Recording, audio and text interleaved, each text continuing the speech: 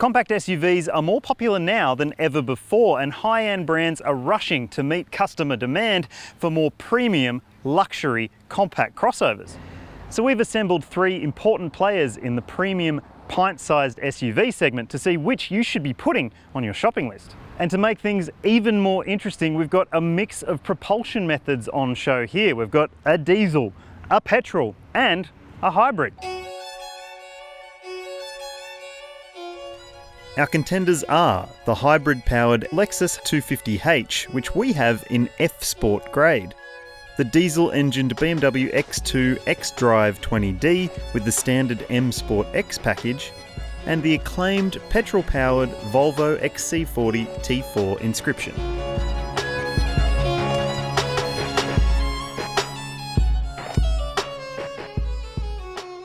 Now, it's pretty obvious, each of these SUVs will appeal to different buyers, but we asked you, our YouTube community, what you wanted to know most about when it came to compact luxury SUVs. And this video is structured based on your preferences from highest to lowest. First up, and according to you guys, most importantly, pricing and equipment. Each of these respective small SUVs starts off life at about $45,000, but the trio we have are a bit more expensive than that. The Lexus UX we have, for instance, is the all-wheel drive hybrid F Sport model, and it's close to 64 grand as it sits here, which makes it the most expensive SUV on this test.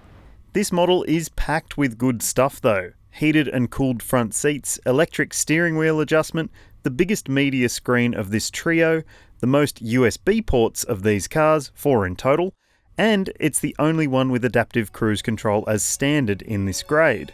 Our car even has a sunroof, that's an option though. And the Lexus has a huge standard safety list. Read the review for all the details.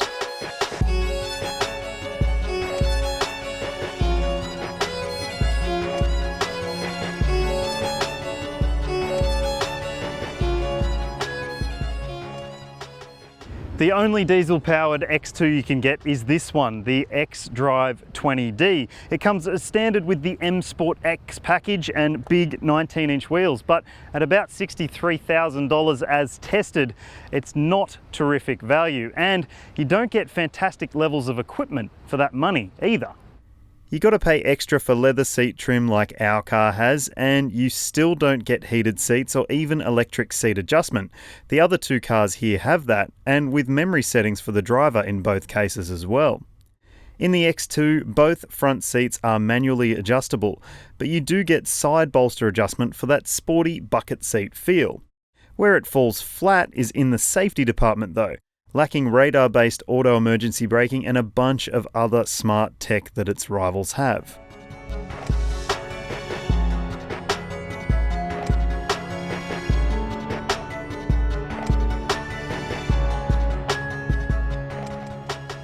In terms of as-tested pricing, the Volvo is the most affordable of this trio at about $56,500. Now, while the other two cars here are the tops of their respective trees, you can get a higher spec version with more power and more equipment of the XC40, but even then it's more affordable than the range toppers of the UX and the X2. And the Volvo is extremely well specified in this grade. There's beautiful leather trim and quality materials and switches that make it feel more expensive and luxurious than either of its competitors. Plus, it gets Apple CarPlay and Android Auto. You can't get that at all in the UX. But there is wireless phone charging in the Volvo and the UX. Our car has some desirable options. Heated seats front and rear will toast plenty of bums on cold days. You can't get heated back seats in either of the other two cars. Plus the Volvo Tech Pack with adaptive cruise control, surround view camera and semi-automated parking, which is a clever option box to tick. And being a Volvo, it's comprehensively loaded with safety gear, the most of this trio in fact. Read the review to see what it scores for safety versus what its competitors do.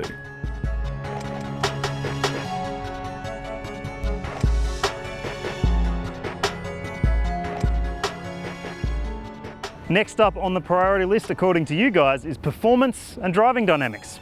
Let's get to it. It wasn't that long ago that most of us would have dreaded the idea of a small hybrid Lexus.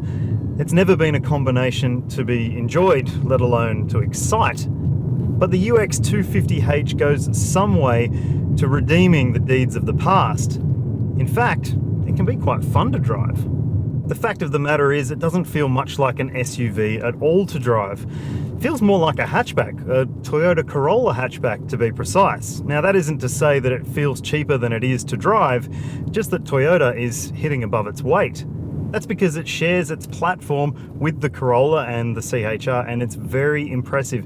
In fact, it's really charming as a result.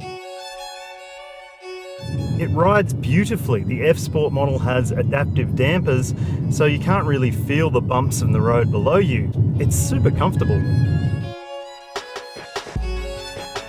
It's pretty unflappable when it comes to bumpy sections of road, but the tyres can squeal. They're Dunlop tyres, and when you do go through a corner a little bit quicker, you will notice that they can squeak underneath. It's the steering that sets it apart though. It's predictable, direct, and offers lots of confidence to the driver. The funny thing is, you almost forget you're in a fuel-sipping hybrid because it's so fun to drive. It has a 2-litre petrol engine paired to a battery pack and an electric motor, and you can run on EV only at certain times in certain conditions. And while we did find the UX250h to be the slowest model out of these three cars, and the CVT can grate on some people's nerves at times, I think the CVT actually does a really good job. That's the transmission I'm talking about, a continuously variable transmission. So it does whine a little bit when you put your foot down, but you get used to it and it harnesses the power really nicely. And because it's a hybrid, the fuel use rewards are extremely good. More on that soon. While the steering was a highlight in the Lexus, it's actually kind of the opposite in the BMW X2. It's quite dead, twitchy on center, but then really dead as you apply lock, and that's in sport mode. In comfort mode, it's arguably even worse. Now, you could forgive it if it was a different brand, but this is a BMW, and they've prided themselves on offering the absolute leading edge of driving dynamics for a long time. So it's disappointing that it doesn't live up to that. The ride too is harsher than the other models here. It's got big wheels with run flat tyres, and it never feels as settled or as comfortable whether you're in the front or the back. It's not annoyingly sharp over bumps, but it could be better. It has the most torque of all three models, and it's comparatively light for its size, so when you put your foot down, it does get up and boogie. The X2's 8-speed automatic is pretty hard to fault too, shifting smoothly and smartly while also allowing you to have fun if you want to, and remaining relatively frugal. I'll get to those fuel use results soon. The X2 was the noisiest in terms of road roar from the tyres on coarse chip surfaces in particular, but the engine is pretty quiet at higher speeds, although it can be grumbly at low speeds. The Volvo XC40 just manages to blend comfort with performance effortlessly. It isn't insanely fast or crazy powerful, but it is refined, plush, and really pleasant. The suspension does a terrific job at dispensing with bumpy sections of road with a softer setup than the other cars here. But because of physics, this car is taller and heavier. It doesn't corner quite as well. It does wobble more in corners and also has more body roll. The steering's softer too. Well, maybe softer isn't the right word, but it is very light and easy to maneuver, but it'll still hang on pretty tight when you throw it through a corner. This car has won plenty of awards, and it's worthy of plenty too. But that doesn't mean it's perfect in every spec. This T4 version we've got can be quite noisy when you put your foot down. In fact, under hard acceleration, it can almost be raucous. In day-to-day driving, the transmission does a pretty good job. It picks the right gear at the right time, but if you want to drive a little bit more aggressively, or if you find a nice stretch of road and want to have a punt, you might find that the transmission can be lacking in terms of logic for the next gear that you want to choose. Plus, there's no paddle shifters. And to top it all off, the drivetrain is thirsty. In fact, the transmission can upshift in order to save fuel in the name of efficiency, but seemingly to little avail. Next on the list, fuel use and ownership costs. The Volvo is the thirstiest both in terms of the official claim consumption and the actual use we've seen on test. That isn't so surprising because it's heavier than the other SUVs here by about 10%. Yes, the actual fuel use is still pretty low, but if you do the maths, the margin that the BMW was over its claim was higher than the Lexus and the Volvo. The benchmark for fuel use was the hybrid? Shocker! The UX250h managed a very impressive actual fuel economy figure during our testing, easily bettering its rivals for fuel use.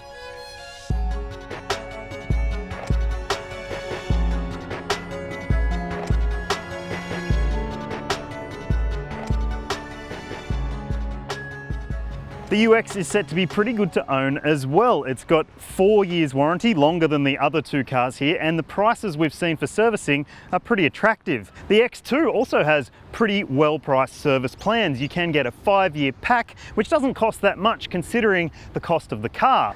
The Volvo, on the other hand, it's expensive, like really expensive. We're talking $4 grand for basic cover for 5 years, or $6.5 grand for a 5-year plan with comprehensive cover. The XC40 may be a great SUV, but Volvo won't win any awards for customer care with pricing like that.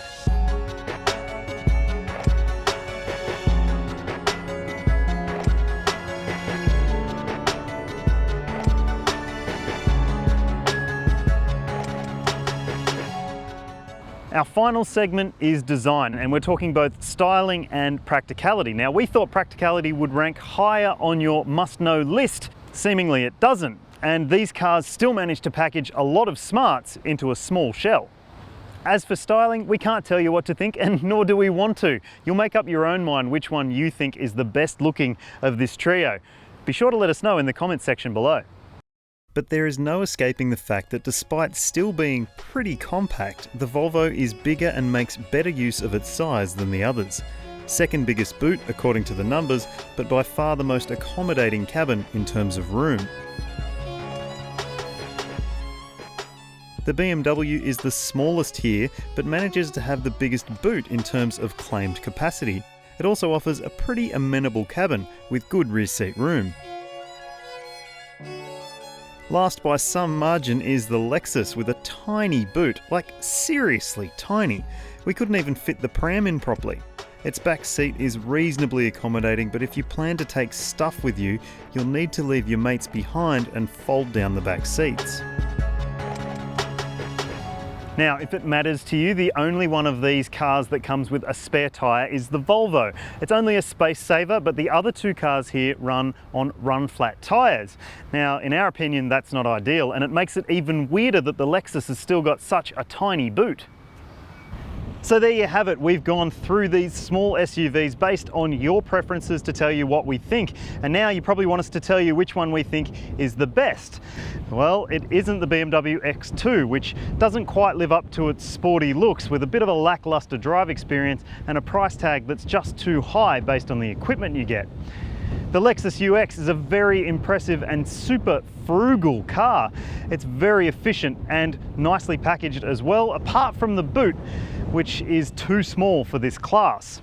Which leaves us with our pick of this mix. It's the Volvo XC40 T4 Inscription, which is not only likeable and livable, it's also luxurious. We think at this price point you can't get much better, but the competition is about to heat up. There are new arrivals coming in 2019, and we can't wait to see how it stacks up and if it can retain its top spot when those cars arrive. Stay tuned for that.